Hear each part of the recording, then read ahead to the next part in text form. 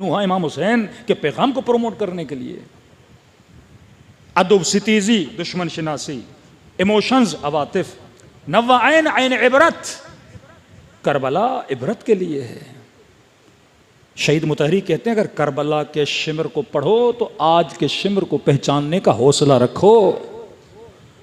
یزید پہ لعنت بھیج رہے ہو لیکن پہچانو تو صحیح وہ صفات جو اس یزید کے اندر تھیں آج والوں کے اندر ہیں، اس کو پہچانو۔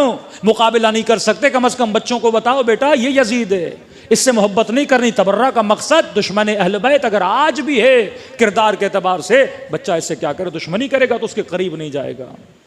یہ نہیں کہ ایئرپورٹ پہ دیکھ لیا کسی وقت یزید کو کہے کہ سیلفی نکالنی، آپ بھی بڑے مشہور ہیں، ایک فوٹو آپ کے ساتھ بھی ہو جائے۔ یہ تبرج جاہلی کا زمانہ کہ اس کو یہ تمیز ہونی چاہیے کہ میرے دل میں کشش کس کے لیے ہو۔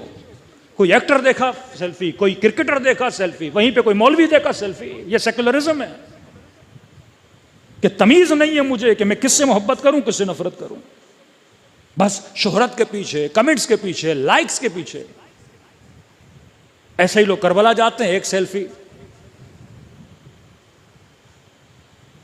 پھر یورپ جاتے ہیں کسی بیچ پہ کھڑے ہو جاتے ہیں، وہاں بھی سیلفی۔ اب سمجھ نہیں آتی ہے بندہ کربلا والا ہے یا یزید کے بیچ والا ہے۔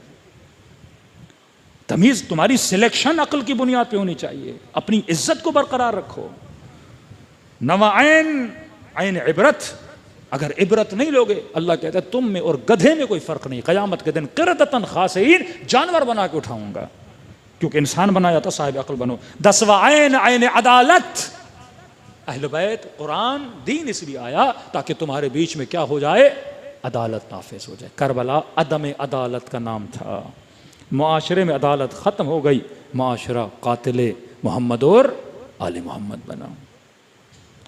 کل اگر وقت ملا تو امیر المومنین کے نہج البلاغہ کے 4 نصیحتیں مالک اشتر کو، ایک سماج، ایک معاشرہ، ایک نیٹ ورک بنانا چاہتے اس میں 4 چیزیں ہونی چاہیے۔ اگر یہ 4 چیزیں نہیں، تمہارا نیٹ ورک کبھی کامیاب نہیں ہو سکتا۔ صلوات پڑھے محمد و آل محمد۔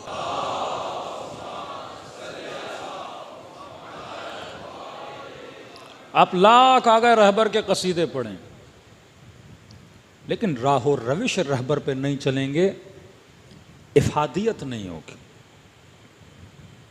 آج ایران کامیاب ہے واحد رہبریت کی وجہ سے۔ جس دن ایران میں رہبریت خدا نخواستہ ادھر ادھر ہوئی، آپ ایران کا حال دیکھیے گا، وہ داخلی جنگیں وہاں پہ ہوں گی کہ آپ کے تصور سے باہر ہے۔ ایک دوسرے کا گوشت نوچنے والی قوم بن جائے گی۔ یہ آج آپ دیکھ رہے ہیں معاشرہ سدھرا ہوا ہے واحد لیڈرشپ کی وجہ۔ ایک لیڈرشپ نعمت ہے، نعمت، اور جب تک آپ اپنے نظام میں واحد لیڈرشپ نہیں لاؤ گے کامیاب نہیں رہو گے۔ کربلا لیڈرشپ کا نام ہے۔ مولا میدان جنگ میں جاؤں، نہیں عباس، خاموش۔ مولا میں نے خط کھینچی ہے، عباس مٹا دو، جی میرے مولا۔ ایک بی بی نہیں ملتی کربلا میں تو مولا پہ اعتراض کرے۔ سمعن وطاعتن وسلموا تسلیما، اطاعت معصوم، اطاعت امام۔ آئیے دلوں کو کربلا لے کر چلیں، دعا کریں کہ پروردگار عالم ہمارے معاشرے کو، ہمارے سماج کو ایسا بنائے جیسا اہل بیت ہمیں دیکھنا چاہتے ہیں۔ ہم سب کو توفیق دے کہ اہل بیت کے بتائے ہوئے نیٹ ورک پہ چلیں تاکہ قوم اور قوم کے مسائل حل طلب ہوں۔ فرمایا اگر مچھر کے پر کے برابر بھی آنکھوں کی پلکیں گیلی ہو جائیں، خلوص ہو، تو اس آنسو میں اتنی طاقت ہے وہ تیرے سارے گناہوں کو معاف کروا سکتا ہے۔ مجلسیں ہیں ہی اسی لیے تاکہ حر بنو اور اپنے گناہوں کی معافی مانگو۔ بہترین نام نام حسین ہے۔ سارے معصومین افضل ہیں، سب کا ذکر عبادت ہے، لیکن ایک خصوصیت ہے ذکر ابا عبداللہ میں۔ کسی معصوم کے نام پہ اتنا گریہ نہیں ہوتا جتنا حسین کے نام پہ ہوتا۔ کسی بھی معصوم کا نام اتنا جلدی دلوں کو میلٹ نہیں کرتا جتنا امام حسین کا نام کرتا ہے۔ مطلب ہو سکتا ہے صدیوں کا سفر حسین دنوں میں کراتے ہیں، دنوں میں۔